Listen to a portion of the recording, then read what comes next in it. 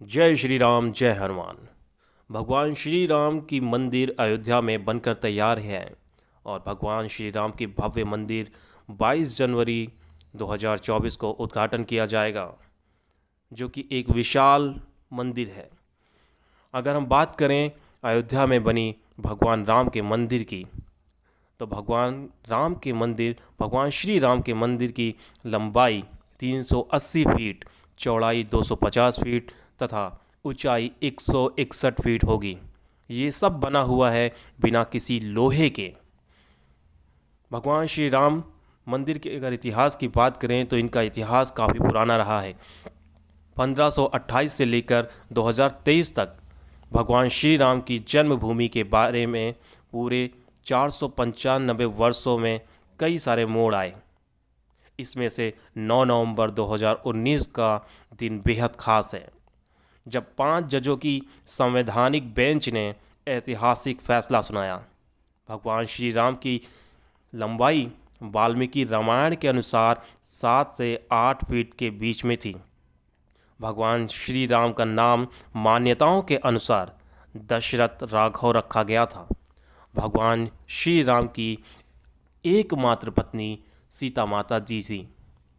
श्री राम के विवाह के समय माता सीता और भगवान राम के बीच 9 वर्ष का लगभग अंतर था, मगर विवाह के समय इनकी उम्र की पुष्टि नहीं होती। इस बात का साफ पता नहीं चलता।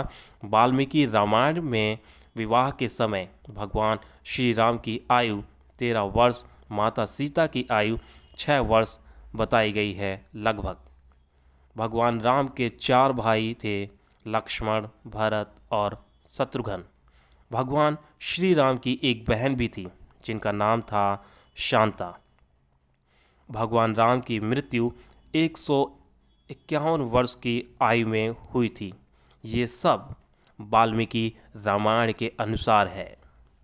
आज चर्चा में है अयोध्या में बन रहा भगवान श्री राम का मंदिर, भव्य मंदिर, जिसकी स्थापना 22 जनवरी 2024 को होगी, उद्घाटन होगा।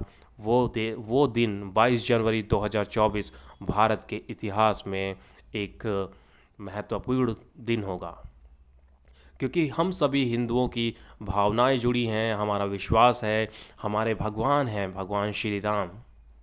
हम सभी उनकी पूजा करते हैं। हमारी जितनी भी परेशानियां होती हैं उन सब का हल हमारे भगवान श्री राम, उनके भक्त जय हनुमान सभी पूरी तरह से मदद करते हैं हम सबकी। तो ये दिन ज़रूर बेहद ख़ास होने वाला है हम सब के लिए, हम सभी हिंदुस्तानियों के लिए, हम सभी हिंदू के लिए। अगर हम बात करें तो भगवान श्री राम तो सबके हैं, लेकिन काफ़ी विवाद रहा है भगवान श्री राम की मंदिर को बनने को लेकर। ये काफ़ी विवाद के बाद ये एक सुखद फैसला कोर्ट ने दिया और मोदी जी के सहयोग से, कोर्ट के सहयोग से, तमाम तरह से सहयोग से आज मंदिर बनकर तैयार है और इसकी उद्घाटन होगी और बहुत ही जल्द हम सब वहां पर जाकर दर्शन कर सकेंगे। भगवान श्री राम के दर्शन कर सकेंगे, माता जी के दर्शन कर सकेंगे, हनुमान जी के दर्शन कर सकेंगे और भी बेहतर तरीके से हम भगवान श्री राम को समझ पाएंगे। लेकिन जो हम सब ने अभी तक टीवी पे देखा है या रामायण पढ़ी है, ज़्यादातर बात करें तो जो टीवी पे देखा है और रामायण के हिसाब से जो पढ़ा गया है, तो हमें काफ़ी अच्छे प्रेरणा स्रोत बातें सीखने को मिलती हैं। भगवान श्री राम के चरित्र ने बहुत कुछ सिखाया है मानव के लिए, कि मानव को किस तरह अपनी मर्यादा में रहना चाहिए, किस तरह अपने माता पिता की आज्ञा का पालन करना चाहिए, किस तरह से मोह माया के चक्कर में नहीं पड़ना चाहिए, अपने भाइयों से कितना अपार स्नेह प्रेम करना चाहिए, अपनी पत्नी पर कितना विश्वास करना चाहिए, त्याग, तपस्या, बलिदान, सारी चीज़ें हैं। महानता और एक क्षत्रिय भी और एक युद्ध करना भी बड़ी कला है। भगवान श्री राम ने अपने पूरे जीवन काल में तमाम सारे जीव जंतु प्राणी सभी की मदद करते गए हैं, लोगों को मोक्ष की प्राप्ति देते हुए गए हैं। जो जो भगवान श्री राम से जुड़े हैं, भगवान श्री राम ने उन सबको मोक्ष की प्राप्ति दिलाई है, सबका उद्धार किया है भगवान श्री राम ने। तो ये काफ़ी अच्छी बात है, ये हमारे आप सब के लिए बड़ी गर्व की बात है, क्योंकि हम सब भारतीय हैं, हिंदू हैं। हमें अपनी परंपरा, अपनी सभ्यताओं का ध्यान रखना होगा। हमें भगवान श्री राम का नित्य दिन प्रतिदिन स्मरण करना होगा, उनका नाम लेना होगा। जय श्री राम, जय हनुमान, जय सीता माता, सभी भगवान। जो भी कोई परेशानी हो, जो भी दुख दर्द हो जीवन में, उसके लिए कहीं जाने की ज़रूरत नहीं है। बस सुबह शाम प्रभु का स्मरण करें और उनके व्यक्तित्व का पालन करें, उनके आचरण का पालन करें, ईमानदारी रखें। ये वक्त, ये समय जो कलयुग चल रहा है, भले ही कितना कलयुग ना हो, लेकिन अंत में जीत जो है वो सच्चाई की होती है, सच की होती है। तो हमें सच्चाई के मार्ग पे, सच के मार्ग पे ही चलना होगा। अपने जीवन को सुधारना होगा, अपने जीवन को कुछ लक्ष्य देना होगा। कोशिश करें नित्य दिन प्रतिदिन कि किसी का दिल ना दुखाएं, किसी को आहत ना पहुंचाएं, अपने स्वार्थ के लिए किसी के साथ बेईमानी ना करें, सभी का कल्याण करते चलें। जितनी हो सके, जैसे हो सके, एक दूसरे की मदद करें, असहाय बेबस लोगों की मदद करें, लोगों की दुआओं की उम्मीद करें, लोगों की बद्दुआओं का नहीं, लोगों की मदद करते चलें। जीवन है हमारा, हमारा सबका जीवन है, जीवन हो या फिर मृत्यु होगी, जीवन मृत्यु का चक्र चलता रहे, इससे बढ़िया है कि मोक्ष की प्राप्ति हो जाए। तो इसके लिए हमें प्रभु के शरण में जाना होगा, प्रभु की पूजा करनी होगी, प्रभु में ध्यान लगाना पड़ेगा। जिस तरह से अपना पूरा जीवन भगवान श्री राम ने अच्छे कर्मों में लगा दिया, वही हमें करना होगा। क्योंकि जीवन में दुख सुख ये सब तो जीवन का हिस्सा है।